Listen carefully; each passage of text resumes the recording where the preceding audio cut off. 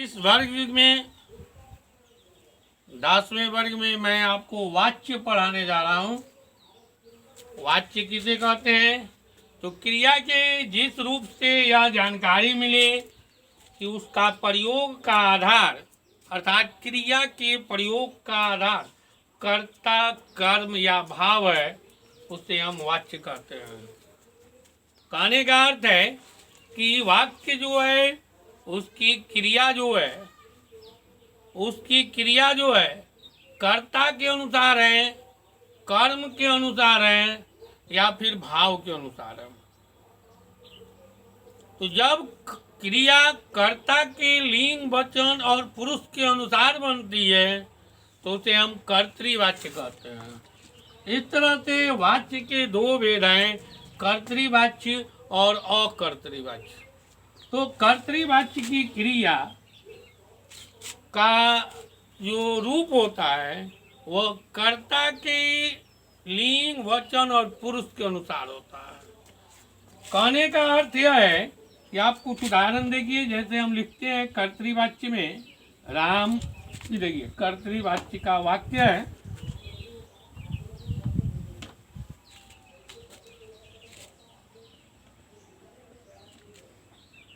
राम रोटी खाता है,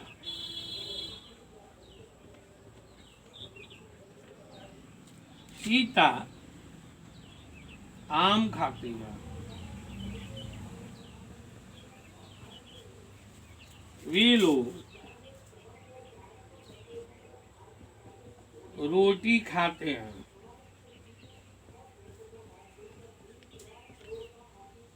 वे सब स्त्रीलिंग रूप है ये, आम खाते हैं।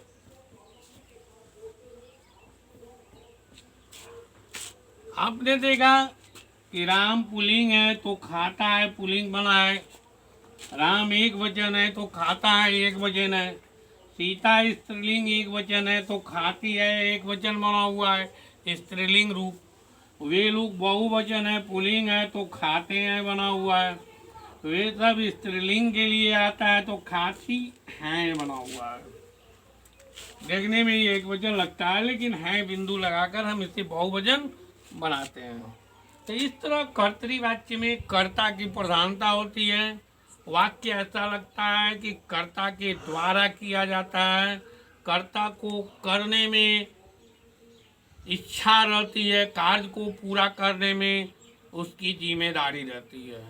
इस तरह हम कहते हैं कि कर्तृवाच्य जो है क्या है, कर्ता के लिंग वचन और पुरुष के अनुसार क्रिया का लिंग वचन और पुरुष हो तो उसे हम कर्तृवाच्य के वाक्य कहेंगे।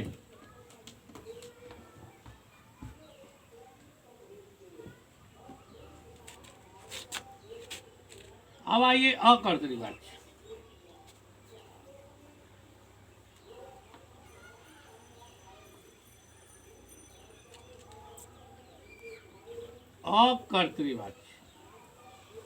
अकर्तृवाच्य क्या है? तो अकर्तृवाच्य में कर्ता जो है क्रिया का रूप कर्ता के अनुसार नहीं होता।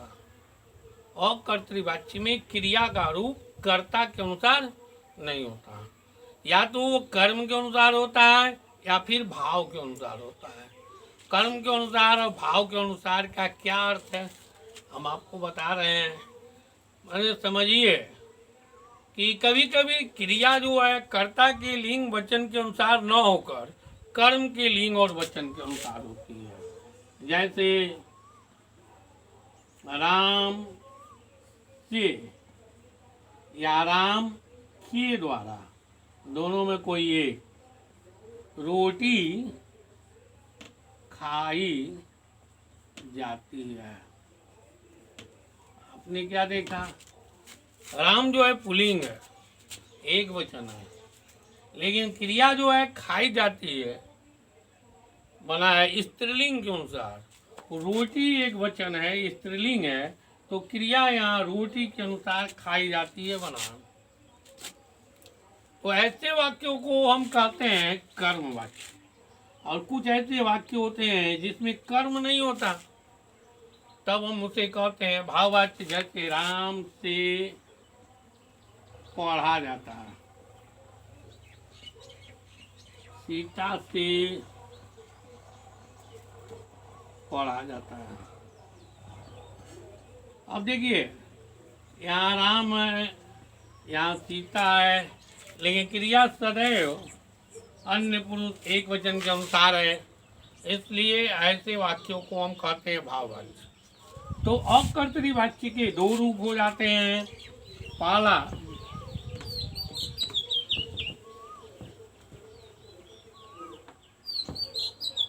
अकर्तरी वाक्य के भेद दो हो जाते हैं। पहला भेद होता है कर्मवाच्य और दूसरा भेद होता है भाववाच्य।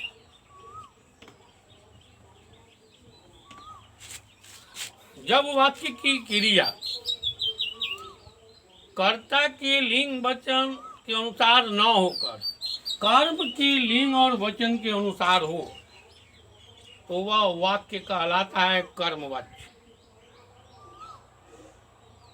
और जब क्रिया न कर्ता के लिंग वचन के अनुसार न होकर भाव के अनुसार हो, अर्थात सदैव अन्य पुरुष पुल्लिंग एक वचन का हो, तो उसे हम कहते हैं भाववाच्य। भाववाच्य की क्रिया जो है सदैव अन्य पुरुष एक वचन पुल्लिंग होती है। भाववाच्य की क्रिया सदैव अन्य पुरुष एक वचन पुल्लिंग होती है। इसमें जो है सबसे बड़ी खासियत है कि भाववाच्य में कर्म नहीं रहता है, कर्म नहीं रहता है। आप कर्तृवाच्य में भी कर्म नहीं रहता है। इन दोनों में क्या अंतर है आप देखिए। तो कर्मवाच्य में हम वाक्य जब बनाते हैं तो कहते हैं राम के द्वारा रोटी खाई जाती है। ये हो गया आपका कर्मवाच्य। क्रिया जो है रोटी के अनुसार बना है। अगर इस वाक्य से रोटी हटा दिया जाए, दूसरा वाक्य देखिए, दूसरा पहले देखिए, सीता के द्वारा आम खाया जाता है। सीता स्त्रीलिंग है, परंतु आम के अनुसार क्रिया बना है खाया जाता है। अगर हम इस वाक्यों में से कर्म को हटा दें, आम और रोटी हटा दें, और इसी तरह का वाक्य केवल बनाएं जिस तरह ये बना हुआ है, तो वो भाववाच्य कहलाएगा। राम के द्वारा खाया जाता है, सीता के द्वारा खाया जाता है। ऐसा लगता है कि सीता स्त्रीलिंग है तो व्यवहार में लोग क्या करते हैं, खाई जाती है लिख देते हैं, लेकिन नहीं, खाया जाता ही होगा, क्योंकि यहाँ भाव के अनुसार सदैव अन्य पुरुष एक वचन पुल्लिंग रूप बनता है। इसमें सीता कर्ता के अनुसार वाक्य नहीं बनता है। इसे हम कहते हैं कर्मवाच्य। और ये जब कर्म नहीं रहता है तो ये जो वाक्य बनता है तो इसे हम कहते हैं भाववाच्य। अब आपको समझ में आ गया होगा कि कर्तृवाच्य का ही वाक्य, जिसमें कर्ता भी होता है, कर्म भी होता है, क्रिया होती है, या फिर कर्ता और क्रिया केवल होती है, उसी का परिवर्तन है। उदाहरण के लिए आप देखिए, बनाने का नियम समझिए।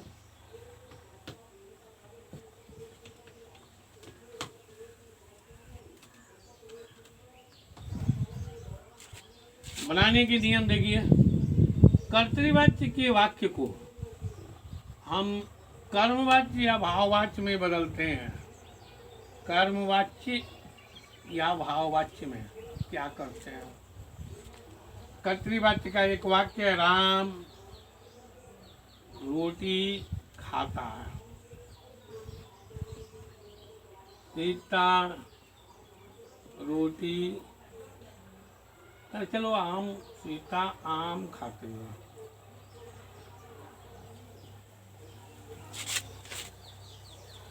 बहुभूत काल में देखिए राम ने रोटी खाई।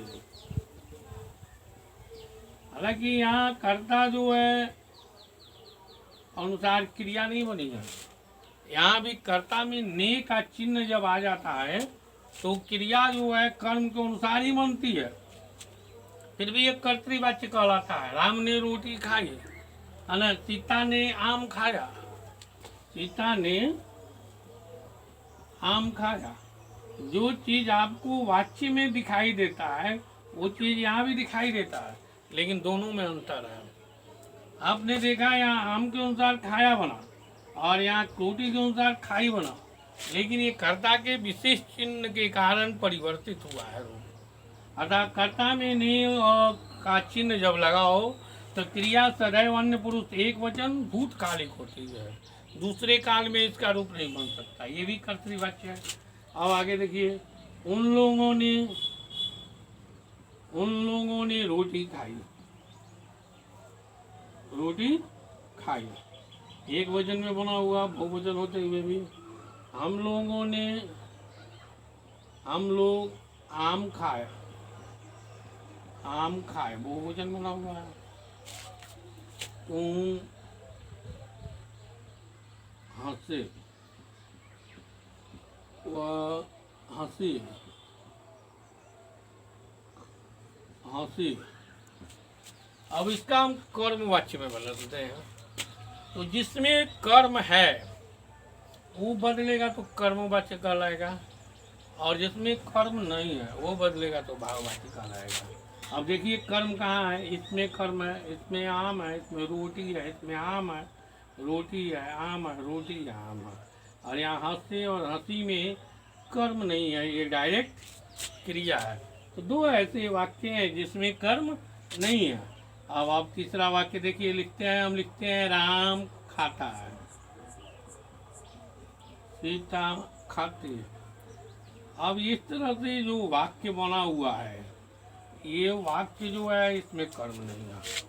अब बनाने का क्या नियम है, कर्तृवाच्य को अकर्तृवाच्य में बदलना, अर्थात कर्मवाच्य या भाववाच्य में बदलना। तो पहले हम क्या करेंगे कि कर्ता में के द्वारा या से लिखते हैं। जैसे हम लिखते हैं राम के द्वारा या राम से, दोनों में कोई एक। इसमें भी सीता के द्वारा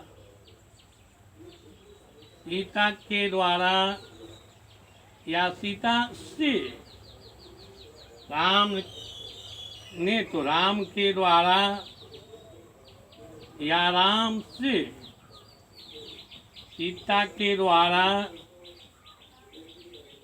या सीता से, उन लोगों के द्वारा हम लोगों के द्वारा,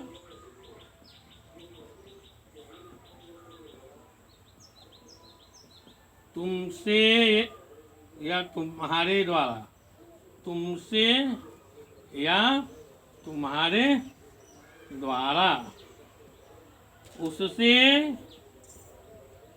या उसके द्वारा, राम से या राम के द्वारा, सीता से या सीता के द्वारा। सारे कर्ता में हम क्या करते हैं कि के द्वारा या से लगाते हैं, दोनों में कोई ये। और उसके बाद कर्म जो है जो कहते हैं लिख देते हैं। रोटी, आम, यहाँ है रोटी, फिर है आम, फिर है यहाँ रोटी, और यहाँ है आम, और यहाँ से हमारा कर्म नहीं है उसको छोड़ देंगे। इसके बाद क्या करते हैं कि मुख्य क्रिया में जा धातु का रूप लगाते हैं। जैसे खाना क्रिया है, खा धातु, खाना में जा धातु जोड़ेगा जाने के अर्थ में, और ये जिस लिंग में रहेगा, जिस वचन में रहेगा, है ना, वो तो अब हमारा कर्म के अनुसार बदलेगा। लेकिन काल नहीं बदलेगा। ये जिस काल में कर्तृवाच्य रहेगा उसी काल में हम कर्मवाच्य बनाएंगे। उदाहरण के लिए राम के द्वारा या राम से रोटी खाई जाती है, या धातु का रूप लगा खाई जाती है। सीता के द्वारा आम खाया जाता है।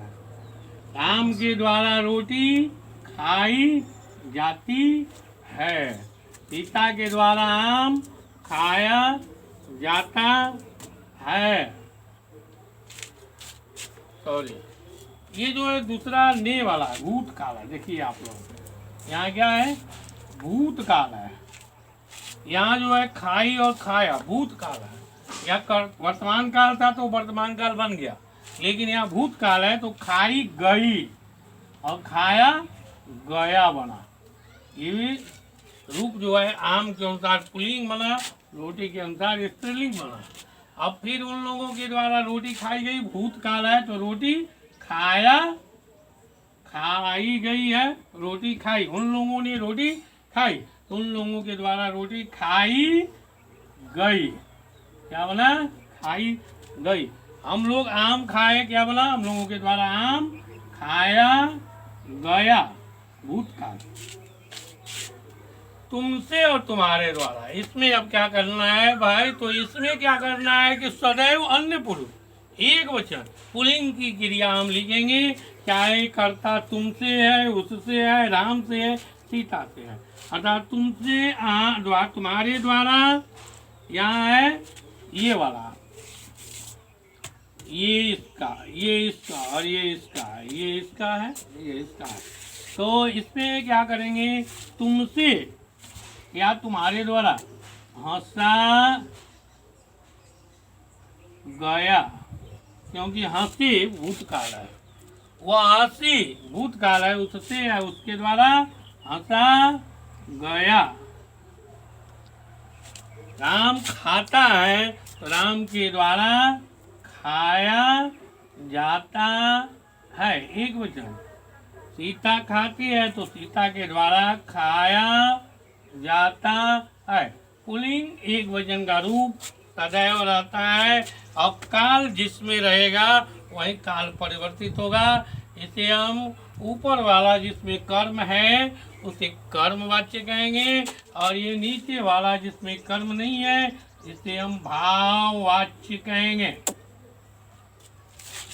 विशेष रूप से आपको ये देखना है कि कर्तृवाच्य की कर्ता जो होता है उसकी प्रधानता होती है। ऐसा लगता है कि कर्ता जो है काम स्वयं कर रहा है और उसमें रुचि भी ले रहा है। और कर्मवाच्य में क्या होता है कि कर्ता काम करता है लेकिन उसमें उसकी रुचि नहीं रहती। उदाहरण के तौर पे आपको कहा जाए कि माँ मैंने कप तोड़ दिया, अर्थात तोड़ने में मेरा जो है क्या है, सहमति है, मैंने जानबूझ के तोड़ दिया, ऐसा लगता है। यह वाक्य कर्तृवाच्य का है। लेकिन जैसे ही ऐसा ना कह करके हम लोग क्या करते हैं, हम का लोग कहते हैं माँ कप टूट गई, टूट गई, माँ कप टूट गई, या माँ मुझसे कप टूट गई, से आया तो करता रहता है तो हम लोग कहते हैं माँ मुझसे कप टूट गई, अर्थात मेरा तोड़ने का उद्देश्य नहीं था, टूट गई। तो यही वाक्य जो है कर्मवाच्य या भाववाच्य ऐसा दर्शाता है कि कर्ता का कार्य करने में इच्छा नहीं होती, वो अचानक हो गया या उसकी इच्छा के विरुद्ध हो गया। जबकि कर्तृवाच्य में काम करते समय कर्ता की इच्छा होती है, इसी को हम लोग कहते हैं कि कर्ता की प्रधानता होती है। और जहाँ कर्ता की प्रधानता नहीं होती, अर्थात कर्ता काम तो करता है लेकिन उसमें उसकी इच्छा नहीं होती, अनिच्छा दिखाई देती है, ऐसे कामों को हम लोग कहते हैं कर्मवाच्य। राम से रोटी खाई जाती है। देखिए वाक्य में ऐसा लगता है कि राम रोटी खा नहीं रहा है, उसकी इच्छा नहीं है, जबरदस्ती कोई खिला रहा है, वो खाया जा रहा है। उस तरह की भाषा का प्रयोग होता है, अर्थात कर्ता अपनी इच्छा से हट कर कार्य करता है। ऐसे आपका कर्तृवाच्य, कर्मवाच्य और भाववाच्य बना करके इस तरह आपका इस एक क्लास में ये वाच्य समाप्त हुआ। आपको पीडीएफ दिया जा रहा है और साथ में प्रश्न भी दिए गए हैं रूपांतरण करने के लिए, बदलने के लिए। और इसके पहले जो व्याकरण पढ़ाया गया था वो भी दिया गया है ना। वो जो है आपका क्या था, इसके पहला वाला चैप्टर आपको पढ़ाया गया था अजी रचना, है ना, वाक्य का बदलना, सरल वाक्य, संयुक्त और मिश्र वाक्य में।